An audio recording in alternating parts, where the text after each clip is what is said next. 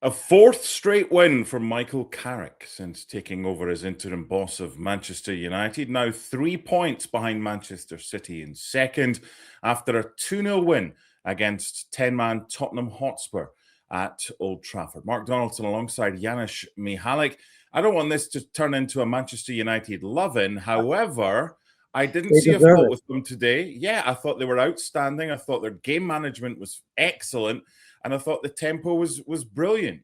That's a complete performance for me today. Yeah, What did you think? I think they deserve the loving. I mean, look how much fun we have had at their expense for most of the season. I mean, it's incredible. The turnaround is absolutely incredible to be where they are right now. It just goes to show what confidence does. Is the most important thing, because obviously at this level you have to have quality, but confidence changes everything. And why is that? It's simplicity. It's Michael Carrick who has put the team above himself. That's the difference, because Amorim couldn't figure this out. He continues to look extremely bad because he was so inflexible. I mean, there's not much change here. And as I've said, we've talked about it. I remember just before Amorim went, there are things that were starting to happen a little bit in terms of individual players. But obviously, he would have stuck to his guns. He would have played the system that this team for decades is not used to it. And Michael Carrick is not probably the best coach in the world, but he's just recognized what he remembered as a player, implemented that. The players are liking it, and they're paying him back. Well said, well said. And to put that into context, the simplicity aspect of Michael Carrick, because you could argue, was it broken? Well, it was jigsaw pieces in the wrong places. And you put a jigsaw together with every piece in the right place, and things work. That's his fourth Premier League game in charge. It's his second unchanged starting 11. Amorim only did that once in 47 games. You've got Cunha sometimes playing as the striker. You've got Bruno sometimes playing as the striker. You've got Cunha, Bruno, and Mbumo, as the striker. You've got flexibility. You've got movement. I think the most damning thing, or one of the most damning things you could say about Amorim's time in charge, is that one of United's best players since Carrick took over is someone he didn't even fancy, Kobbie Mainoo. Yeah, but there's even more to that, right? I mean, the system is the obvious one, and for the life of me, I will not understand why Amorim couldn't get that, going. Good luck to him to find a system, or a club that will play exactly the way he wants and will always get him the players that he wants. Because otherwise, you figure Amorim can't manage in this game. But let's forget about him, because Michael Carrick's doing a good job. Yes, Mainoo is important, but also, I mean, you look at players like Lisandro Martinez, who came in as if he didn't miss a beat. I mean, he's been absolutely outstanding. Would Amorim put Maguire in there? I mean, look how much fun we've had at his expense. And he's been steady Eddie, obviously incredible experience, a player that knows the club inside out right now. The steady Eddie, as we say. Luke Shaw's got to be love in life, right? I mean, can he play as a wing back? Sure, but he much prefer to play a fullback and kind of join the attack a little bit late. I feel like I have to apologize to Dalot, because I mean he's changed. So if you add Mainoo, look, you have a great base in the midfield right now, especially. As I mentioned, Casemiro is very good when the game goes United way. I think, obviously his age a little bit, you find out when United are under extreme pressure or the game is wide open. That's to be understood, right? But between him and Mainoo, they've just allowed to Bruno Fernandes to play where we all knew he should have been playing, right? Which is higher up the pitch, because that's his game. And as you've mentioned, rightly so, because if you watch this game today, the interchangeability of Mbomo,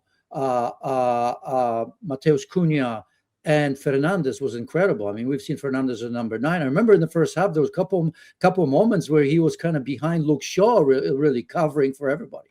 So this is what you get from a player like Bruno Fernandes, right? Because when he was playing deeper, we all complain about going forward, and people couldn't understand, oh, he's a great player, he can do that. I'll tell you from experience, if you play in your preferred position, you always do extra to come back, because you're so happy that you can do what you do best, meaning that you're a little bit higher, you're always attacking. That coming back, I don't want to say it's a pleasure, but it's that little bit of extra that you give. But when you start so much deeper and you have to work twice as hard to even get the opportunities going forward. Then when the ball turns over, it's just so much harder to get back into that defensive position. So look, Michael Carrick, I just think he said, I'm not going to change what I know about football. I may not be the best tactical manager in the world. I just keep it simple, and it's working. Same player, right, that couldn't beat a pup team in the first half of the season. Look what they're doing right now. He's given them the joy of football back. They all want the ball. I mean, I know it took me a bit of time to get Mbumo's name out a couple of minutes ago, but whether it's Mbumo or Bruno or Diallo, or whether it's Cunha or Menu or Casemiro or the two fullbacks, Martinez and Maguire just do their own business. I mean, Brian Mbumo, 10 goals, I think it is now for him in all competitions this season, 3 attempts. We talk, you can explain this to us, Janusz, you played the game at a high level. When you have that flexibility, if you're Romero, and we'll get on to him, and if you're Van de Ven, and you don't really have a striker to mark, but you've got these kind of front 4 players that are flexible and move. How difficult is that for the opposition when you don't have right, if we stand in this place, we know we'll be marking this player?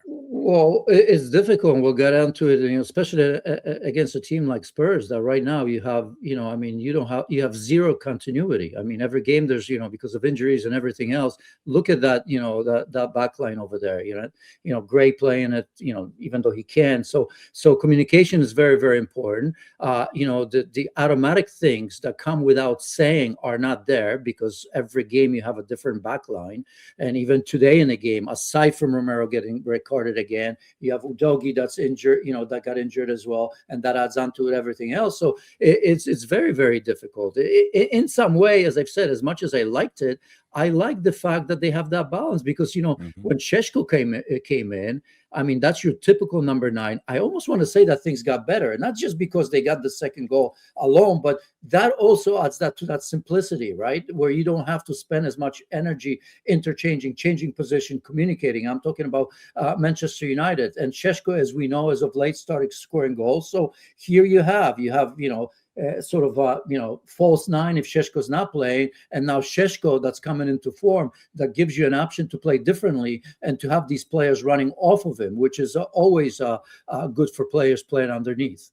You also have Casemiro, who's rolling back the years right now, but he was rolling his sock down to check his ankle in the 29th minute. Why does Christian Romero do this? Why can't he learn? A red card for the Argentine defender. It's his second of the Premier League season. It means he's facing a 4-game ban. It's his 4th all told in the Premier League, and it's his 6th in all competitions for Spurs. He's a liability.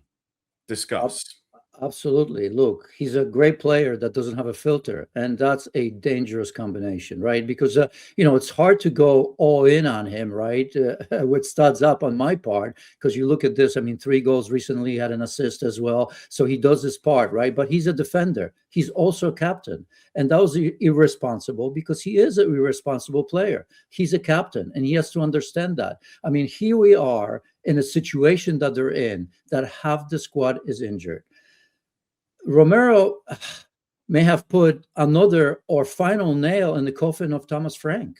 I mean, he's got to understand that. I mean, all that stuff on social media that was good, and people were talking about his character, his leadership ability. No, it's not off the pitch. I mean, off the pitch is important in the dressing room, right? Whatever he does and say to players, which I'm assuming he's very good at that, and people respect him. But when you come on the pitch and this is your 6th red card, 3rd, or 2nd this season already, and on a team that's already so short on numbers, that's just absolutely criminal to lose him for 3 matches. So again, this is the sort of combination where, it's hard to say what do you do with it, because, if I was a manager, to me, he's a liability. If I'm building a team and I know that not only injuries, but, he does get injured from time to time. I mean, he's not a player that plays the entire season. It makes you wonder, is it worth it? Because that, to me, today was absolutely criminal. Look where they are on the table. I mean, this is a team that right now, I mean, next season, they won't be playing in Europe. Maybe Conference League, going from a Champions League, right, to Conference League, because English teams, half the league gets in, right? So that's a small possibility. But when it comes to a captain, I mean, that I don't even have words because I almost Yeah. expect that from Romero, which is a bad thing to say. It is, and his footballing ability is fantastic. It's the baggage that he comes with. A 4-game ban now for Spurs, and Udogie hurt as well. That's the last thing that they need to be missing more players. So they're 0-0 at this stage. I actually thought Man United were far better before the sending off than Spurs. And it took maybe 3 or 4 minutes to kind of adjust for Manchester United to get back in the same rhythm because the crowd went a little bit flat. The intensity wasn't quite the same. Spurs retreated, on came Dragushin, off went Odegaard. But then United scored the opening goal in 38 minutes. It was a lovely goal. It's a set piece. It's Bruno playing it into Menu. It's a flick to an unmarked Brian Mbeumo. Now, here's the other thing. Super finish from Mbeumo for 1-0. If Spurs have got 11 players on the park, there might be a good chance that one of those players is covering Mbeumo at the edge of the box. So, super goal. But again, from a Spurs perspective, you can't leave someone as dangerous as Mbeumo at the edge of the box. No, obviously rehearsed, and it's one of those things that again, maybe that communication, maybe the combination of players that was on the pitch. That I mean, if you Thomas Frank here in this situation, you don't have a team, right? I mean, you don't. You just have a collection of players that you can never work with on anything meaningful because from minute to minute, forget from day to day, you have a player out. So it's so difficult to sort of get your points across. It's a set piece as we know it, so you're supposed to have time to get yourself organized as well. I think that's what happens when you have a surprise like this, right? I mean, it's one of those corners that let's be honest here, right? This type of thing works 1 out of 10 times.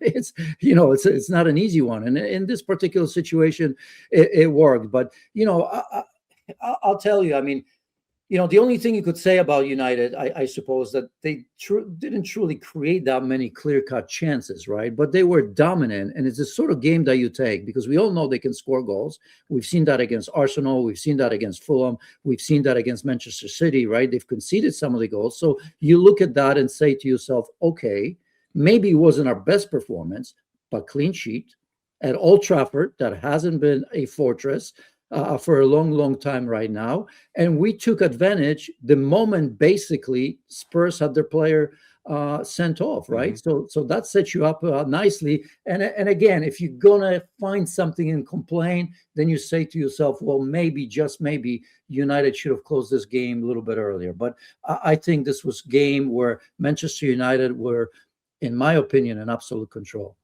Yeah, they were. And I think you've just said that. You could talk about them not getting the second goal earlier than they did, but you never felt they were in trouble. It was like big brother, little brother, big sister, little sister in that second half. The bigger sibling always just had them at arm's length. And it looked like it was going to be a case of when.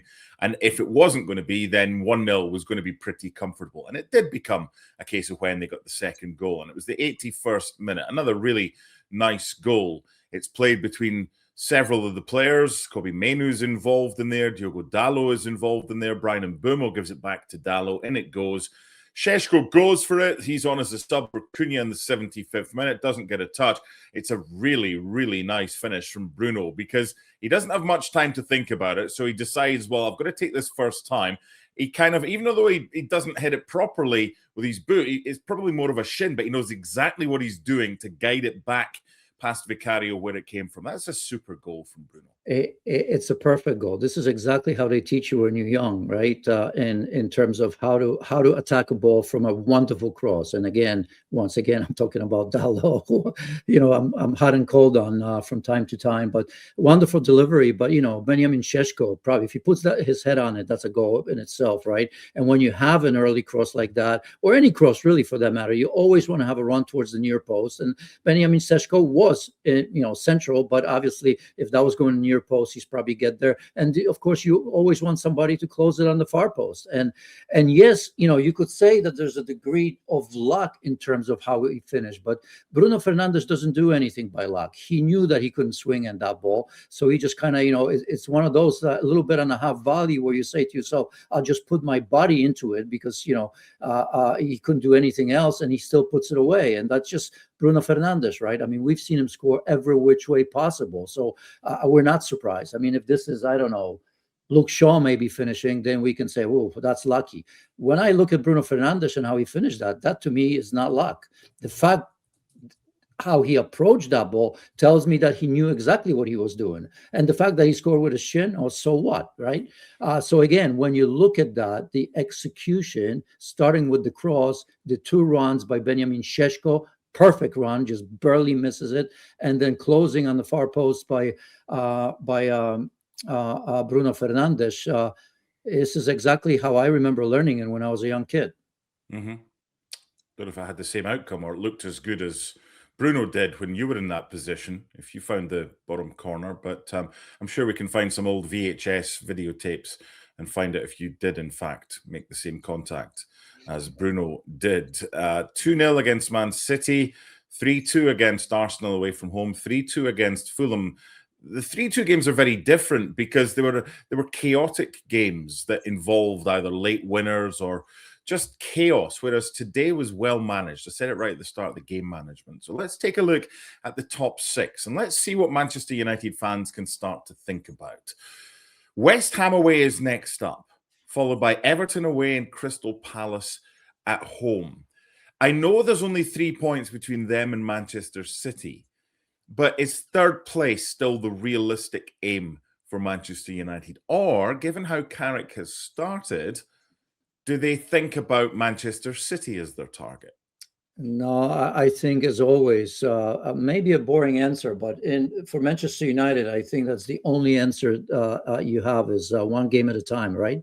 I mean, nobody thought that this turnaround, which, by the way, it to me is incredible, right? Nobody has seen it coming, and to do it in such a short time, to go where they've been, to see where they are right now, and the level of football they're playing, right? Because as you've mentioned, I mean, we've seen everything. We've seen, the first game of Michael Carrick, right, against Man City, and that aggression, the pressing. I mean, just the way they play and how easily they've beaten their city rivals, right? Then to go to Arsenal, who are going to win the league and win it late, right, shows a character. And then you have Fulham, another late winner, even later, right? Because I think it was 94th minute, back and forth. So again, scoring goals and showing the character, the fight until the end, the belief in themselves, the belief that was missing throughout the whole season. I mean, once United went down, you sort of knew, right, a few months ago, that this is over. I mean, they could have lost to anybody, and they have.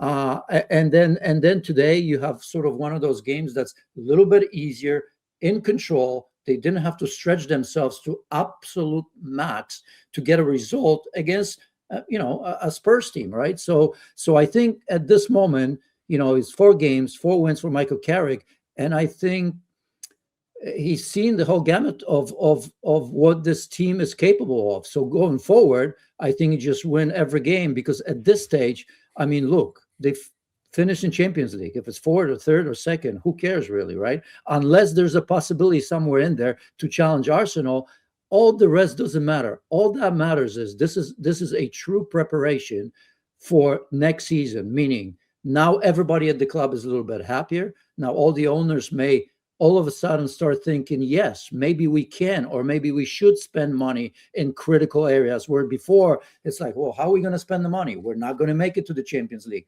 We're not, winning the cups and all of that. We have to be careful. All of that is changing. And the job that Manchester United have is continue, this superb, confident team in terms of continue to build our foundation for next season, which likely at this moment looks like perhaps maybe a challenge for a Premier League and Champions League once again. So I think it's good times, one game at a time, finish top 4. If it's 3rd, 2nd, bonus, but it really doesn't change all that much. What about the team they beat today, Tottenham Hotspur? Archie Gray's 42nd minute goal at Selhurst Park against Crystal Palace on the 26th of December was the only goal of that game. It was also the last time Spurs won in the Premier League. We're now in February. They're 14th. If West Ham get a win, they go on to 23, and they're only 6 points behind Spurs.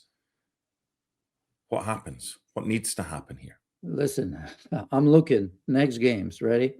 Newcastle, Arsenal, Fulham, Palace, Liverpool.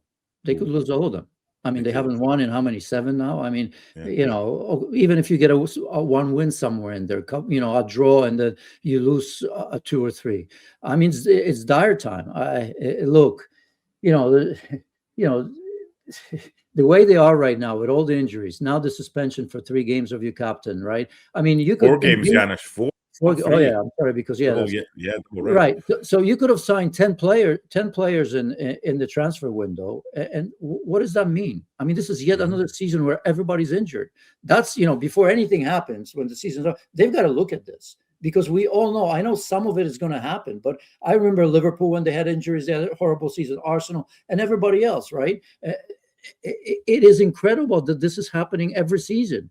It happened under Ange. It's happening right now, where half the team is unavailable and is going to continue to be unavailable, right?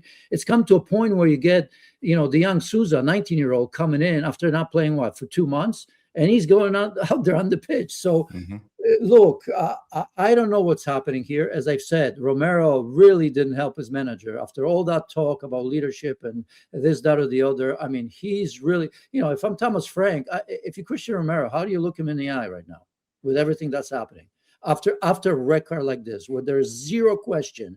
And as we were listening to our commentary, I mean, he knew exactly what he was doing. I'm convinced of that too. This wasn't something that he knew what he was doing. He it's that extra something that he's got. That's something that, I mean, there's no filter in him, right? He can't help himself. That's the way it is. You take the good with the bad, because there is a lot of good. And I look at these games coming up, and forget Thomas Frank. If he's here, great. If he's not, I don't think anything changes for the rest of the season for Spurs. I mean, this is just a collection of players, nowhere near a team. Can't win at home, can't win away, can't keep the players fit, and can't keep the players on the pitch, including their captain. So Romero suspended, obviously an injury to Udogie, Madison, Kudus, Bentancur, Richarlison, Kulusevski, Davies, Berival, Porro, Spence, and Danso. A lot of injuries, but the players that they had today, a lot of these players, I mean, they've just spent 35 million on Conor Gallagher. A lot of these players walk into the first team of many of the Premier League sides, but collectively, they're not there right now. Finally, where does the problem lie with Spurs? Well, aside from everything I said, I'll shortly repeat myself. Is how a manager, Thomas Frank or anybody else, supposed to work and prepare week in and week out with this? I mean, how? You tell me. I mean, it's nearly impossible. There's always an exception. There are teams out there that use rotation, but it's a well thought out rotation, right? It's a rotation knowing that if maybe it doesn't work out, you still have the players available on the bench and they can come in and change the game. I mean, here there's so many key players. I mean, if you're Thomas Frank, I mean, it takes you probably, if you have a 4 or 5 week, right, where you can prepare, it takes you 2 days probably to figure out who you're going to have available. I mean, how do you put a training plan or game plan for the next match when everybody falls out for one reason or another? I think it's difficult, especially at a level of Premier League, because it's unforgiven, as we know. So, you're not going to get lucky. You may get lucky once, but it's not going to happen once, twice, or 3 times. Look, I can't tell you. It's impossible. I promise you, Thomas Frank can't tell you, because you're looking at a team that's, I mean, you get a phone book and you pull out some players, and, at the end of the week, you got to play a game. It's very difficult. There's no answer to that. And it's obvious that Thomas Frank doesn't have it. And I'm not necessarily sure that I blame him on him, not totally. And I want to end this by talking one question about Manchester United to you. Do you give them permission, their supporters, based on the start that Michael Carrick has made, to get carried away a little bit? Define carrying it away. I mean, you define it for me. You tell me. There's nothing. Can they start to believe? Can they get carried away a little bit? No. I still don't think that anybody's taking this away. I mean, they're not gonna win the league all of a sudden. It's just impossible, right? So carried They've away. Got hope though. Hope for what? Just finish Champions League. It's not as bad as it's been. Well, yeah, but I think we've explained that, right? So one game at a time, nothing changes. You're not going to get carried away. You know that the season, in terms of That's players, though. I'm talking fans, Janusz. Us fans just cling for any little bit of hope. They've got hope now. The right, last 4 games. and their hope is to finish top four, which I think they're good. You know, I wouldn't define that as, you know, getting carried away. Well, It's reality right now because there's nothing else that they can do, right? As far as I'm concerned, there's no trophies to be won, really. You know, I don't know. It's. I think they're just happy to be at a place that they never thought they would be in such a short time. That's fair. That's fair. They're out the cup, but they've got West Ham next. The old Man United would probably have dropped 3 points after looking as good as they did today. But this is the new Manchester United under Michael Carrick. Small sample size to begin with, but you couldn't ask for any better that he's done so far. 4 wins out of 4. And for me, a complete performance today. Bye for now.